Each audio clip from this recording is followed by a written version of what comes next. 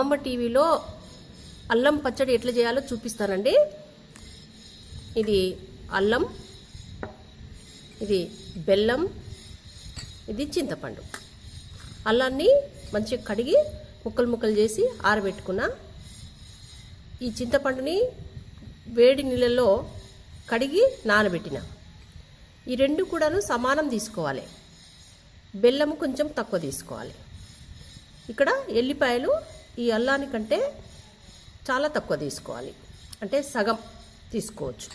ఇక్కడ కారము, పసుపు, ఉప్పు, వీటినన్నిటిని కూడా జార్లో వేసి మిక్సీ చేసుకోవాలి.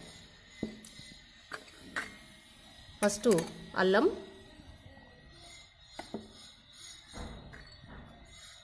ఇది చింతపండు,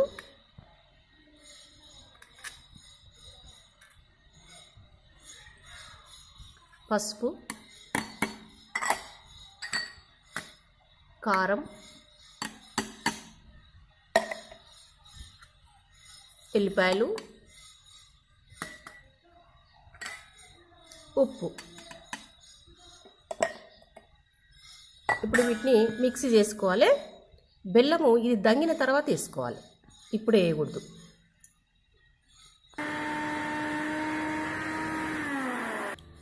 కొంచెం వాటర్ వేసుకోవాలండి, గట్టి ఉంటుంది కదా, అందుకని కొద్దిగా వాటర్ వేసి కలిపి దంగిందా లేదా చూసుకొని మళ్ళీ ఒకసారి మిక్సీ చేసుకోవచ్చు. మెత్తగా అయిందనుకోండి, దీంట్లో బెల్లం వేసి చేసి పెట్టుకుంటే సరిపోతుంది. మెత్తగా అయిందండి, బెల్లం వేద్దాము. ఒక్కసారి రౌండ్ కొట్టేస్తే అయిపోతుంది. అంతే అండి, అల్లం పచ్చడి రెడీ అయిందనమాట. చూడండి, ఎర్రగా అట్లాగే ఉంటుంది. అయితే ఇప్పుడు ఏం చేయాలంటే మనం నూనె పోపు చేసుకోవాలి. పోపు చల్లారిన తర్వాత మాత్రమే ఈ పచ్చడి కలుపుకోవాలి. వేడిగా ఉన్నప్పుడు కలిపితే బాగుండదు, టేస్ట్ చూడడానికి కూడా ఎర్రగా ఉండదు. చల్లారిన తర్వాత కలిపితే పచ్చడి ఎర్రగా ఉంటుంది అనమాట. అల్లం పచ్చడిలో పోపు పెట్టే విధానం అండి. ఇప్పుడు నేను మూకుడు ఆల్రెడీ పొయ్యి మీద పెట్టిన. ఇప్పుడు ఆయిల్ తీసుకోవాలి, ఇందులో పోసేస్తున్నాను. ఆవాలు, శనగపప్పు, ఎండుమిర్చి,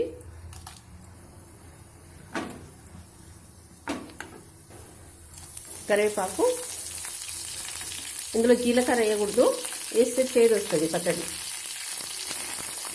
తర్వాత పసుపు ఆల్రెడీలో మనము మిక్సీలో వేసి కొట్టినాము, అయినప్పటికీ కూడా పోపులో వేస్తే బాగుంటుంది, మంచి కలర్ వస్తుంది అన్నమాట.